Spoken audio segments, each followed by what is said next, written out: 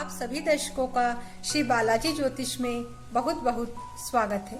मैं डॉक्टर प्रियंका अमेटा आज आपके सामने ज्योतिष में धन योग यह विषय लेकर उपस्थित हुई हूँ। आज के इस वीडियो में हम यह जानेंगे कि जातक की जन्म कुंडली में धन योग को निर्मित करने में कौन कौन से जो कुंडली के भाव होते हैं उनकी महत्वपूर्ण भूमिका होती है और जो सूर्य देव से लेके राहु केतु पर्यंत जो नवग्रह हैं वे किस माध्यम से जातक को धन उपलब्ध कराते हैं। तो आइए इस विषय में अब हम जानते हैं। धन योग की यदि हम बात करें तो जातक की जन्म कुंडली का पंचम भाव इस संबंध में बहुत महत्वपूर्ण भूमिका निभाता है। पंचम भाव त्रिकोण भाव होता है, लक्ष्मी का स्थान कहलाता है। जातक की कुंडली के लग्न भाव, पंचम भाव और नवम भाव यह तीनों भाव त्रिकोण भाव कहे गए हैं और त्रिकोण भाव होने के कारण यह लक्ष्मी के स्थान कहे गए हैं। जो जातक का प्रथम भाव होता है लग्न, वह त्रिकोण होने के साथ साथ केंद्र भाव भी कहा जाता है और पंचम भाव इस कारण से बहुत अत्यधिक महत्वपूर्ण हो जाता है कि यह नवम भाव अर्थात भाग्य भाव का भी भाग्य है। इसलिए धन योगों के संबंध में यदि हम विचार करें तो सर्वप्रथम हमें जातक की कुंडली का पंचम भाव देखना बहुत जरूरी है।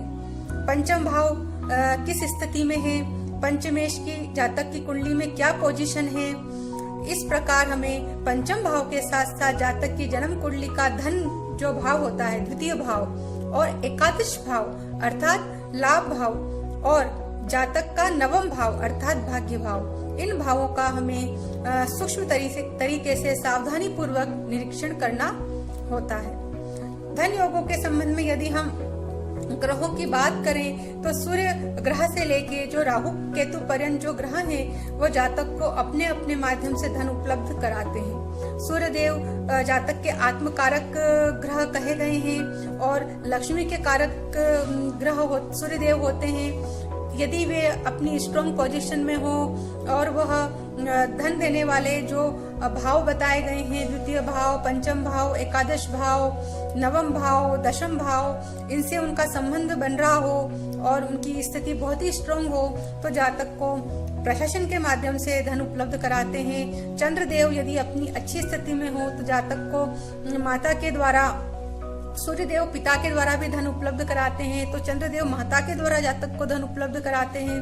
जातक को जीवन में सहज रूप से धन प्राप्त होता रहता है। यदि मंगल ग्रह कुंडली में बहुत अच्छी स्ट्रॉन्ग पोजीशन में हो तो जातक अपने भूमि के द्वारा, मकान के द्वारा, प्रॉपर्टी के द्वारा धन अर्जन करता है। ऐसा जो जातक होता है वो अपने इंजीनियरिंग कर्म के द्वारा भी धनार्जन करता है। बुध ग्रह बहुत अच्छे हो कुंडली में तो ऐसा जो जातक होता है वो व्यवसाय के द्वारा धनार्जन करता है। शुक्र ग्रह यदि कुंडली में बहुत अच्छी स्थिति में होते हैं तो ऐसा जो जातक होता है वो भोग विलास के कार्यों के द्वारा धनार्जन करता है। फैशन जगत है, मीडिया जगत है या फिर अपनी किसी कला के द्वारा, नृत्य, संगीत, चित्रकारी, गायन कला, कोई वाद्य बजाने वाली जो कोई कला है यदि उसे आती है तो उसके द्वारा वह धनार्जन करता है। जो बृहस्पति जो ग्रह है वो यदि कुंडली में बली हो और द्वितीय, पंचम, नवम, एकादश भाव में स्थित हो तो ऐसा जो जातक होता है वह अपने विद्या के बल से धनार्जन करता है। ऐसा जातक अच्छा ज्योतिषी हो सकता है, अच्छा प्रोफेसर, अच्छा शिक्षक और अच्छा पुरोहित कर्म करने वाला एक श्रेष्ठ पुरोहित हो सकता है। ऐसा जो जातक होता है वह अपनी विद्या के बल पर धनार्जन करता है। और जो शनि जो ग्रह है वह जातक को बहुत कठोर परिश्रम कराकर धन उपलब्ध करवाते हैं। ऐसा जो जातक होता है उसका जीवन बहुत संघर्ष में रहता है और उसे तपा कर सुख की कठोर अग्नि परीक्षा लेकर शनि देव उसे धन उपलब्ध कराते हैं। राहु और जो केतु ग्रह है वह जातक को आकस्मिक धन उपलब्ध कराते हैं। अचानक से ही जातक को आशा नहीं होती है और उसकी आशा के विपरीत उसको धन उपलब्ध हो जाता है। आकस्मिक धन लाभ कराते हैं। यदि राहु केतु का जो संबंध है वो जातक की जन्म कुंडली के पंचम भाव से हो रहा हो, एकादश भाव से हो रहा हो, धन भाव से हो रहा हो, नवम भाव से हो रहा हो तो जातक समय समय पर अपने जीवन में आकस्मिक धन प्राप्त करता है। इसी के साथ साथ जातक का जो अष्टम भाव होता है वह भी कई बार गोपनीय रूप से जातक को धन उपलब्ध कराता है। ऐसा जो धन होता है वह जातक को यदि अष्टम भाव बली हो, अष्टमेश बली हो, तो वह जातक को गुण रूप से धन प्रदत्त करता है। ऐसा धन जो संसार के नोटिस में नहीं होता है। इस प्रकार जातक के जो द्वितीय भाव, पंचम भाव, नवम भाव, एकादश भाव, कर्म भाव, इनकी धन संबंधी योगों में बहुत महत्वपूर्ण भूमिका होती है। तो आइए अब हम कुछ लग्नों का अध्ययन करते हैं और उनमें बनने वाले धन योगों के विषय में जानते हैं।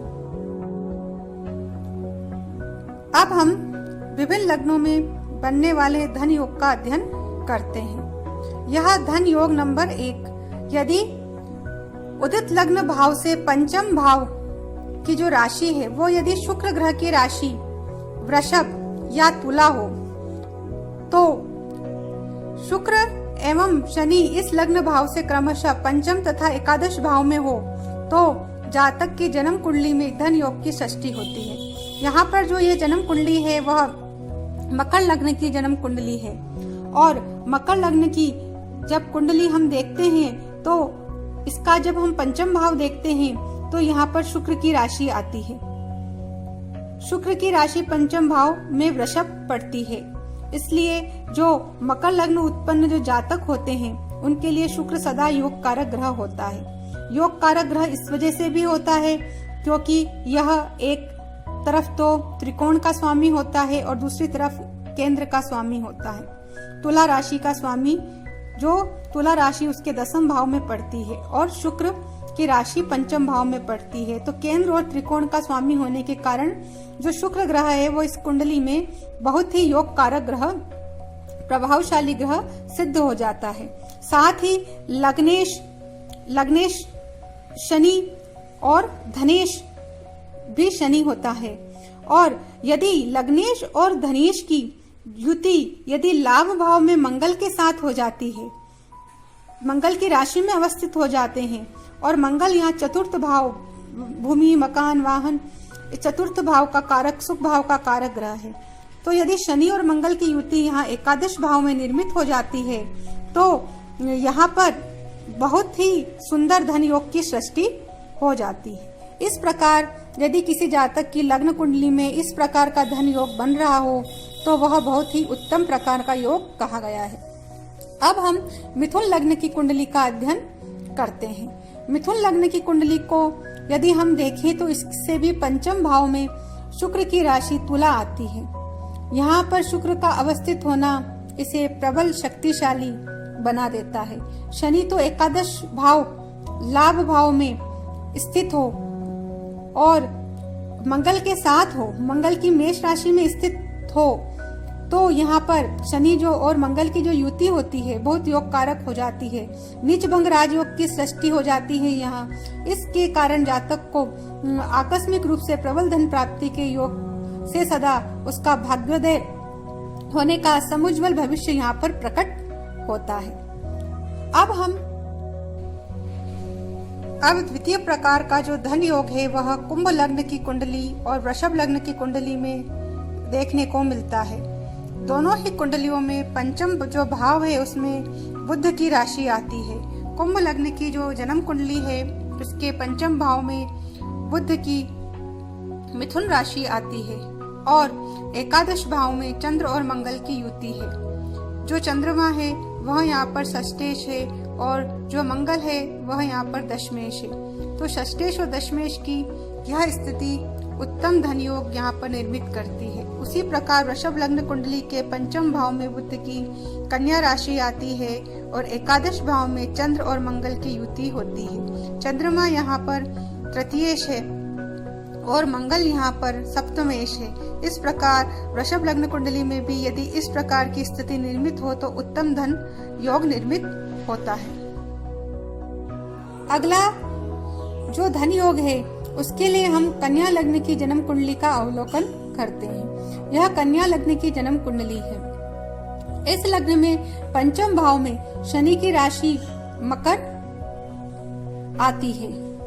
तो जो कन्या लग्न कुंडली में यदि शनि अपनी ही मकर राशि में अवस्थित हो और मंगल कन्या लग्न कुंडली में तृतीयेश और अष्टमेश हो जाते हैं तथा बुध लग्नेश एवं दशमेश होते हैं, है ना। यदि इनकी युति मंगल एवं बुध की युति एकादश भाव में हो तो प्रबल धन योग कन्या लग्न में निर्मित होता है।